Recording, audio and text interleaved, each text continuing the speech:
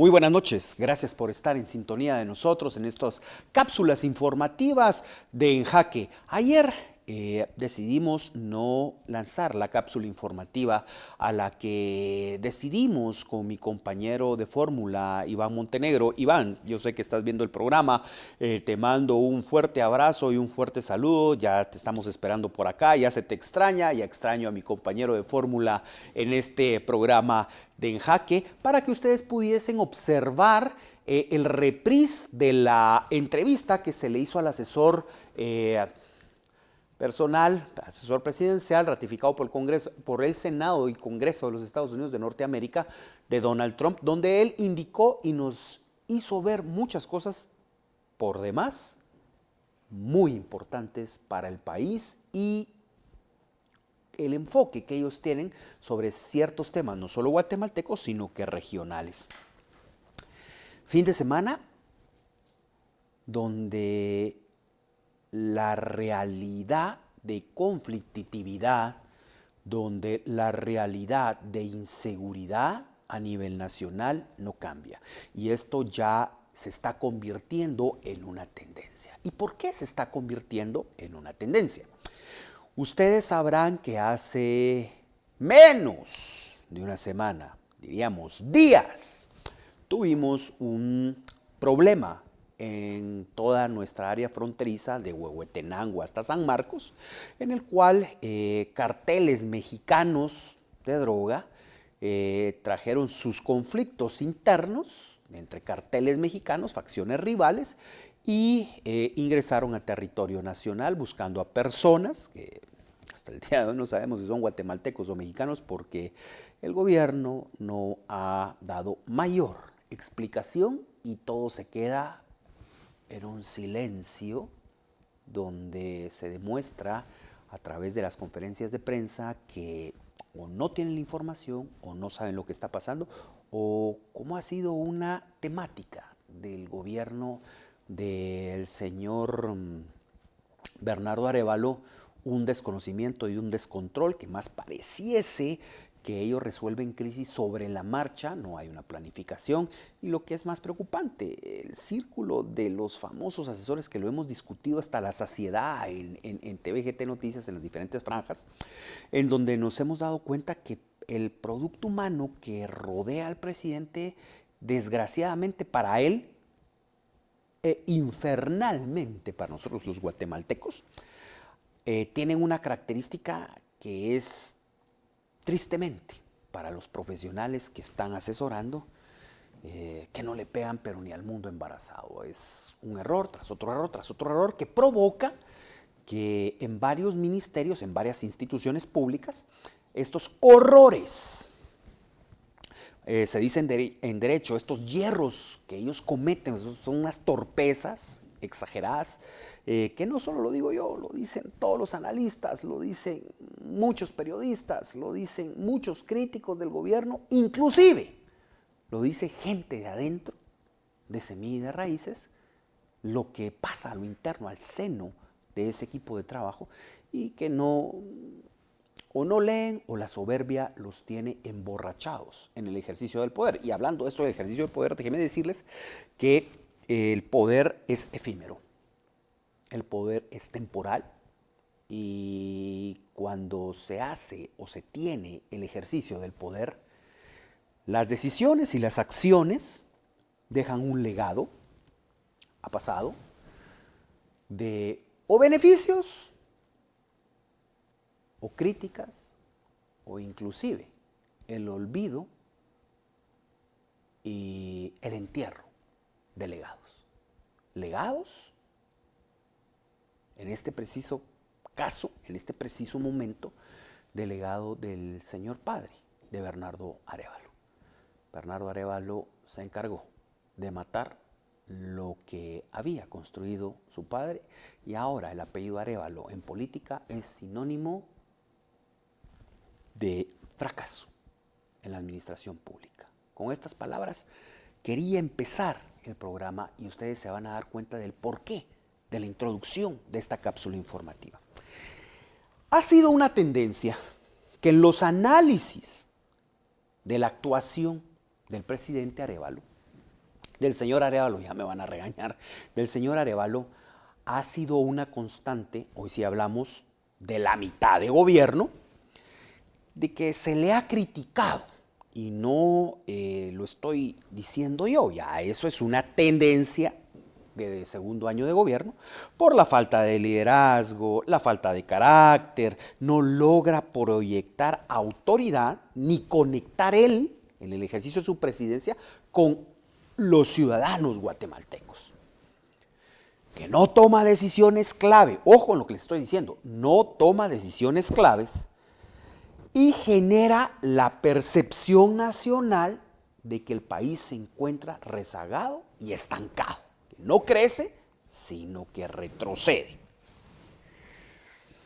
Ha dejado por sus constantes contradicciones en lo que dice y lo que hace y cómo sale o salía en las famosas rondas a decir algo que no ejecutaba, no cumplía, y a la semana, por la creación de otro escándalo, que ellos mismos se ponen zancadilla y se caen, la administración de Arévalo, y se le olvidaba la crisis de hace 15 días y no le daba solución a estas crisis.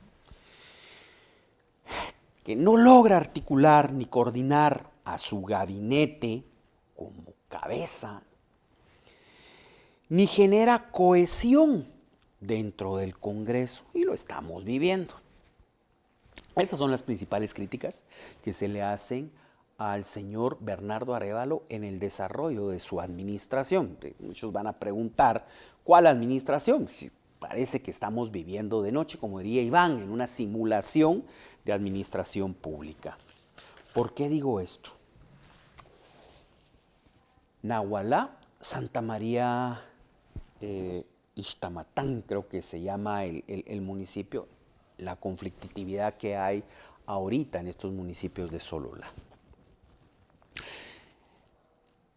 Y voy a empezar con lo siguiente, y espero no se ofendan, miembros de los cuerpos de inteligencia del Estado, que son para procesar información que pueden generar crisis de coyuntura nacional y poder prever las amenazas basado en la recopilación y captación de la información del trabajo de inteligencia de los aparatos de seguridad legales del Estado para poder formar bloques de contención y poder controlar crisis en el momento que las mismas suceden. Tienen que hacer análisis, proyección de escenarios para manejar conflictividad social que hace que una administración pueda solventar los problemas que se le vengan dando en el camino. ¿Por qué les digo esto? Fíjense que Elí Orozco Vázquez es el oficial, coronel, a cargo de la inteligencia militar. Dirían en otros tiempos, el famoso director de la G2. Bueno, y antes de que pasara el conflicto entre Nahualá y Santa María Ixtamatán, me corregirán si lo estoy diciendo mal, por favor, él fue a una citación con el diputado José Chic. Y ahí dijo lo siguiente, porque José Chic le dijo, el diputado, que cuál era la información de los carteles que habían en Guatemala. Y es aquí donde empezamos ya a desmenuzar y a analizar el grave problema que tenemos en la seguridad guatemalteca. Viene este coronel, vuelvo a repetir, Elí Orozco Vázquez, viene y dice, en Guatemala no hay carteles de la droga porque Guatemala no produce droga. Hay facciones de crimen organizado.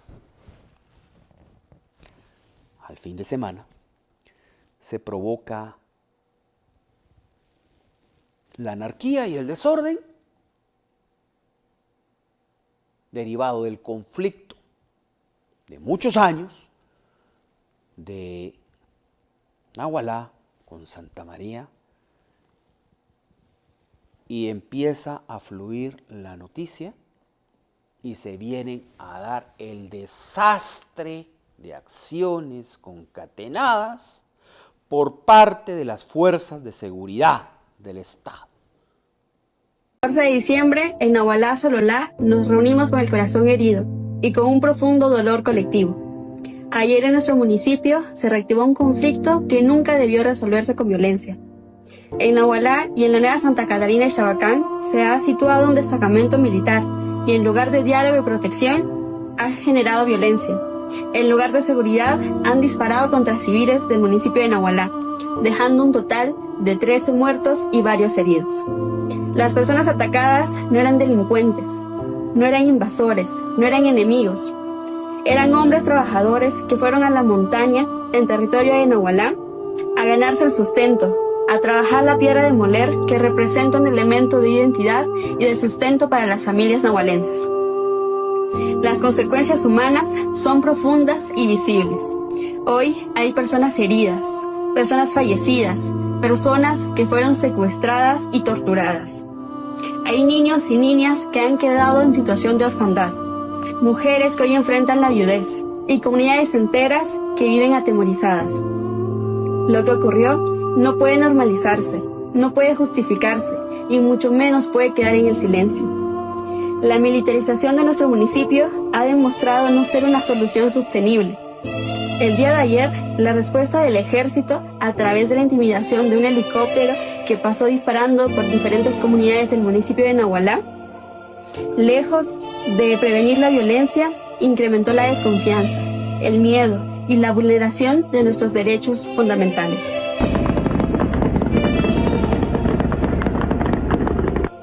Quiero hacer un llamado al gobierno de Guatemala.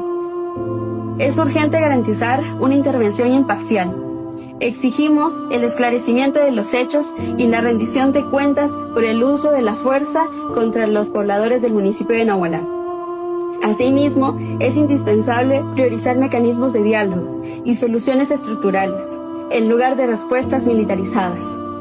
A las organizaciones internacionales y organismos de derechos humanos, les solicitamos involucramiento, acompañamiento y seguimiento permanente a la situación del municipio de Nahualá y una pronta solución. Solicito también a los medios de comunicación informar la claridad de los hechos, que investiguen y se acerquen a las comunidades, a escuchar nuestro sentir y nuestra vivencia frente al conflicto. Porque informar sobre lo que sucede en el municipio sin siquiera acercarse a las comunidades, lejos de informar, tergiversa la información. Quiero que este dolor no quede solamente en luto, que se transforme en conciencia, que se transforme en justicia, que se transforme en un compromiso real de no repetición. Por Nahualá, por nuestros muertos, por la dignidad de nuestro pueblo, exigimos paz, seguridad y justicia en nuestro territorio. Muchas gracias. Que vienen a caer en una vergüenza nacional e internacional, en dos vías. La primera, para nadie es un secreto que cuando pobladores graban lo que está pasando, lo suben a redes sociales, se viraliza y la información empieza a llegar, podemos darnos cuenta de dos cosas. La primera, si ustedes rascan, son curiosos, analizan y miran la información que en estos dorados tiempos ya nos llega por muchos lados y con evidencia clara de los videos que toman las personas que están por el lugar, nos damos cuenta que esto que dice el señor Eli Orozco Vázquez, no me vaya a hacer file de inteligencia, señor director de inteligencia militar, le estoy diciendo las cosas como son y como las estamos analizando, y que a usted no le gusta que le digamos que es una vergüenza, disculpe, pero debería elevar un poquito el nivel de juego que tiene usted con todas las herramientas que tiene. No se enoje, solo es una crítica constructiva. No me vaya a mandar intervenir los teléfonos, que de plano ya lo hicieron. El punto pasa porque, como les decía, Estos pobladores, entre comillas, estaban uniformados y los uniformes eran de la Policía Nacional Civil. Primera situación. La segunda situación. Pudimos observar en los videos la potencia de fuego de estas estructuras del crimen organizado. Como lo dijo, permítanme, ya vamos a pasar los videos, permítanme un momento, producción, porque de eso vamos a hablar. Donde salen con potencia de fuego que son de alto calibre. O sea, quiere decir que la potencia de fuego sobrepasó a las fuerzas de seguridad del Estado. Yo, trayendo a colación uno de los programas de TVGT Noticias en Cara a Cara, pudimos platicar con coroneles y con expertos en seguridad, y ellos fueron claros al decir que cuando se da la pérdida de armamento del ejército en Petén, eso ponía en grave riesgo la seguridad nacional, porque las armas y el parque de balas que se llevaron proporcionaría al crimen organizado una potencia de fuego que sobrepasaría un destacamento militar, el cual está integrado por 15 elementos del ejército. No ha pasado ni 3 meses y pareciese que en TVGT somos brujos, porque se predijo y se hizo. La potencia de fuego de estos miembros todavía no he llegado al punto, porque vamos a llegar al punto, de lo que dice el director de inteligencia militar, que son facciones del crimen organizado. Estas facciones, con esa potencia de fuego, sobrepasan a un destacamento militar de 15 elementos, porque son 15 los elementos castrenses militares que se encuentran en un destacamento militar. Y empieza a fluir la información. En la información, no lo dije yo, lo dijo el propio presidente, que fue una burla a nivel nacional cuando dice que hay misiles y le hacen la corrección, que son las granadas, y ahí hacen un poco de parodia con la conferencia de prensa del presidente, pero es aquí donde empezamos ya a ver los horrores de las tomas de las decisiones presidenciales. ¿Por qué se los voy a decir? Y el mensaje va directo a usted, señor Arévalo, al distinguido ministro de Gobernación, licenciado Macovía, y al desastre de ministro de la Defensa, que es una vergüenza el uniforme. Con hacer silencio, con no decirle la verdad al pueblo de Guatemala, ustedes no van a mitigar una crisis. Y les voy a decir por qué. Es una tremenda torpeza de un equipo de comunicación presidencial tratar de mitigar y tratar de hacer pequeña una crisis que ya se dio. Y les voy a decir por qué. Porque hay demasiados videos que están pululando en todas las redes sociales que nos informaron al pueblo de Guatemala lo que pasó, cómo lo grabaron, cómo lo hicieron público. Decirle al pueblo de Guatemala que a puras penas fueron 5 las personas que perdieron la vida en ese enfrentamiento es una grave mentira. Fueron 11 personas, tengo los nombres, ya se los voy a leer para que ustedes se den cuenta que no estamos diciendo cosas que no son, les estamos trasladando la información tal cual es, para que usted la analice y forme su propio criterio. No fueron 5, fueron 11 personas las que mueren. Pero hay algo que llama poderosamente la atención. Los eventos no son eventos aislados de un día. Son eventos que se vienen dando en el transcurso de 48, 72 horas, donde hay intercambio de escaramuzas de disparos y llega a un punto culminante donde el poder de fuego, de lo que, lo vuelvo a decir en ironía, decía el director de inteligencia Elí Orozco Vázquez, que no son carteles de la droga, sino que son grupos de facciones de crimen organizado. Vienen en un intercambio de disparos, no de 24 horas, sino que de 48, 72 horas, donde hay un intercambio de disparos.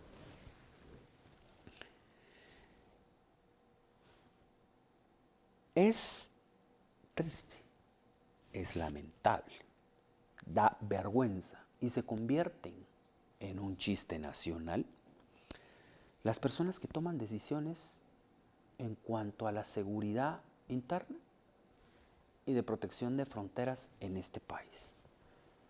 ¿Cómo es posible que en una cabeza pensante, inteligente, que tiene información de que su destacamento militar está siendo atacado con potencia de fuego y que la misma empieza un jueves en la noche? Es una vergüenza para el señor ministro de la Defensa no haber mandado los refuerzos, no haber mandado munición para que ese destacamento siguiera repeliendo la potencia de fuego. Una vergüenza. Y más vergüenza, señor ministro de la Defensa, que usted no haya dado la cara en esa conferencia de prensa. Es una deshonra para el uniforme. Es una traición para la moral de esos hombres en esa montaña. ¿Por qué se los digo? Tal vez producción me pone en el video donde se escucha que el destacamento se queda sin balas y sin munición y que están pidiendo munición a una escaramuza que empieza un jueves. Ahí está, tal vez le pueden poner el audio, por favor, para que la gente se dé cuenta de lo que estamos hablando.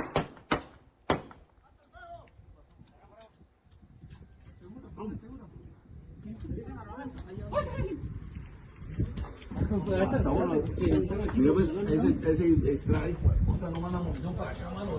Decirle que que la mande, que de qué rato se está tomando y va a estar pidiendo munición y no tenemos, mano.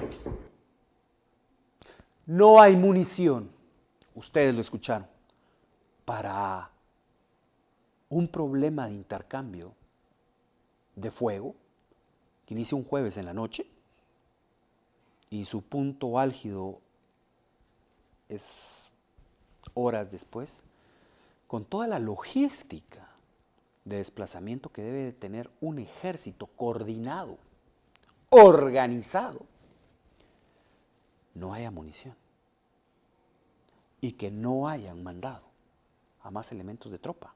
Es una vergüenza nacional. Y se preguntarán por qué hacía mucho la relación al director de inteligencia militar, el coronel Elí Orozco Vázquez, quien hacía unos días antes había indicado que en Guatemala no habían carteles de la droga porque no se producía droga. Resulta que aparte de los problemas históricos de Nahualá y Santa María, hay información de que en el área se produce amapola y marihuana. Y ahora la pregunta pública es la siguiente. ¿A quién pretende proteger, director de inteligencia militar? Que no es posible que usted diga ante un diputado que Guatemala no tiene carteles porque no produce drogas. Y en un área de conflictividad, ya se sepa que producen amapola y marihuana. En su análisis de manejo de seguridad, le pregunto, ¿acaso usted con su destacamento, no tenía un oficial de inteligencia que le informara, o no sabía, o se lo está reservando porque es seguridad nacional. Le sugiero que se siente en el cuarto de toma de decisiones rojas, en el cuarto crítico, con los demás oficiales, y tomen acciones, no en beneficio propio, en beneficio de la población, porque Guatemala necesita mucha seguridad y necesita que ese uniforme proteja a su población civil. En cuanto al estado de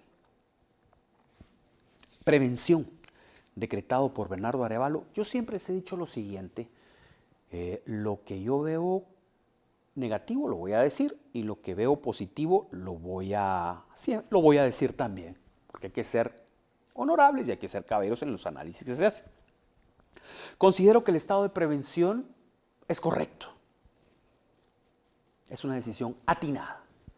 Podría decir que es la primera vez en 2 años que el señor Arévalo medio hace algo, y le voy a decir por qué medio hace algo. Los estados que suprimen garantías constitucionales son 5 y se van graduando dependiendo la magnitud de los eventos. Pero señor Arévalo, tiene que ponerse más fijo los pantalones y el cincho, porque si nosotros, que somos simples periodistas, nuestras fuentes de información nos indican que hay cultivos de marihuana y amapola en el área, póngase los pantalones, sea más severo y mande fuerzas de seguridad bien armadas a controlar las operaciones. ¿Qué dice el director de inteligencia, Eli Orozco Vázquez, coronel? No se enoje conmigo. Son facciones del crimen organizado, pero cuando usted da la explicación en el Congreso, dice que no son carteles porque no se produce. Hoy le voy a preguntar yo. Entonces, si no se produce droga en Guatemala, ¿qué están haciendo? Y disculpen la palabra, ¿qué chingados están haciendo esas plantaciones en esa área de conflictividad social? Y señor presidente, si esa área de conflictividad social deriva en hechos de violencia y usted no se pone los pantalones y es más firme y más severo, ya la anarquía va a ser constante y la falta de respeto de carteles y de miembros de facciones del crimen organizado van a ser más latentes. Ejerza las decisiones. No todo es volar barriletes, entregar premios, pedir perdón y buscar condecoraciones. Eso es para una figura que solo pasa en la toma de decisiones para ser un presidente de pared, decorativo. Haga algo por su pueblo, si es que cree que Guatemala es su pueblo. Controle el tema. Ya se dio cuenta. Usted era oposición y después, cuando termine, vamos a dejar los videos para que el pueblo de Guatemala mire todo el programa, toda la cápsula de información y se dé cuenta de las cosas. Usted, Arévalo, cuando la crisis pasó con Yamatei, fue uno de los opositores a que se decretaran uno de los estados constitucionales de supresión de garantías constitucionales para garantizar la seguridad en ese tema. Ya se dio cuenta que años posteriores una mesa para poder mediar no sirve, porque el conflicto sigue ahí y lo peor de todo, ustedes van a ver los videos, hay graves indicaciones de los pobladores de que hay un narco ejército operando en esa área. La violencia es mala desde todo punto de vista. El rompimiento de la paz es pésimo desde todo punto de vista. Lo que no se puede perdonar es que el Estado, a través de sus fuerzas de seguridad, le dé la espalda a esta crisis. Y excelentísimo señor ministro de Gobernación, licenciado Villeda, póngale ojo al tema. Métase de lleno al tema. Yo sé que usted es un tipo muy responsable y muy inteligente. No tengo la menor duda de eso. Pero la responsabilidad es grande. Y se lo dice este humilde servidor. La responsabilidad no son discursos. La responsabilidad no es manejar información a medias. Entiendo y sé que usted es un tipo discreto y que muchas veces toma decisiones en esa discreción, pero ejerza acciones, porque usted es uno de los responsables de garantizar la seguridad ciudadana a el pueblo de Guatemala. Les deseo muy buenas noches. Miren las cápsulas, miren los videos que se van a adjuntar al presente programa, donde ustedes se darán cuenta que lo que se dijo hoy en esta cápsula informativa no es mentira. Buenos días a todos y a todas. El día de ayer, cuando se comenzaron a suscitar estos hechos, la comisaría, la estación de Nahualá, fue tomada por pobladores que, bueno, exigían, entre otras cosas, que aparecieran ciertas personas que ellos daban por desaparecidos. La policía, en su momento, acompañó esta búsqueda que exigían estos pobladores en cierto sector donde ocurrieron estos hechos y se logró localizar a 5 personas fallecidas. Estas personas fallecidas fueron trasladadas en una autopatrulla a la escuela de Pachipac y tendrán que ser remitidas al Instituto Nacional de Ciencias Forenses para que se hagan los análisis de cuáles fueron las causas que provocaron el fallecimiento de estas 5 personas. En consecuencia, el dato que tenemos el día de hoy es que son 5 personas fallecidas. Las razones, los motivos y las circunstancias bajo las cuales estas personas fallecieron tendrán que ser eventualmente determinadas por el Instituto Nacional de Ciencias Forenses, que es a donde se remitirán estos cadáveres para hacer las necropsias legales respectivas. Gracias, señor ministro. Solo preguntan si tiene el dato de cuántos civiles heridos, señor ministro. Lo de los policías, en principio la estación, como les decía, fue tomada por los pobladores, fueron liberados al filo de la medianoche. Tenemos, si el dato no me falla, 2 policías heridos y los demás, pues, afortunadamente están bien. Pero fueron liberados, como lo repito, al filo de la medianoche del día de ayer. ¿Hay civiles heridos? Pregunta el periodista. No tenemos en este momento ningún dato de civiles heridos. El dato que tenemos es de estas 5 personas que fueron encontradas, digamos, en el campo, que fueron rescatadas, por decirlo de alguna manera, por la policía y llevadas a la escuela de Pachipac, desde donde serán remitidas al Instituto Nacional de Ciencias Forenses. Gracias, señor ministro. Continuamos, señor presidente. Si me permite, quisiera agregar algo que hay que tener en cuenta. En ocasiones anteriores ha habido incidentes que comienzan o se... Y me despido felicitando a los hermanos chilenos. Sabemos que el programa se mira por el satélite. A los que tengan la oportunidad de verlo, felicitaciones, pueblo chileno. Se liberaron del fracaso, de la promesa socialista, de ayuda social, de empatía social, de salud social y de la pobreza disfrazada de ayuda. Felicitaciones. A lo que le hicieron a Donald Trump también se lo están haciendo a José Antonio Kast. Ya salieron los progresistas a quejarse en los videos de TikTok, alegando que regresaron los nazis al poder. Les recuerdo que nazi es Partido Nacional Socialista. Y les dejo esto. Extrema derecha no existe, porque cuando la derecha se pasa se les dicen fascistas, para desarmar la articulación de un bonito mensaje que dicen por ahí, que la extrema derecha regresó a Latinoamérica. No, no es eso.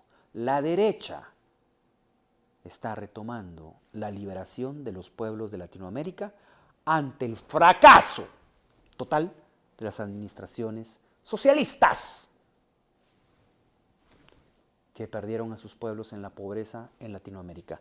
Mañana, no se pierda la cápsula informativa, porque vamos a sacar más escándalo del Congreso y vamos a hablar de lo que está pasando en el partido Voz, lo que está pasando con el candidato, bueno, candidato no, con la persona que tiene ambiciones presidenciales y que, uy, porque ya los indicios y las pruebas están siendo reveladas, lo que demostraría que una persona que tiene ambiciones presidenciales es un candidato que nace de la corrupción, se forma en la corrupción y ahora ya no quiere administrar un poco del presupuesto nacional, sino que quiere administrar el gran pastel basado en corrupción. No se lo pierda mañana. Muchas gracias por haber estado en sintonía de nosotros. Ya se va acercando Navidad.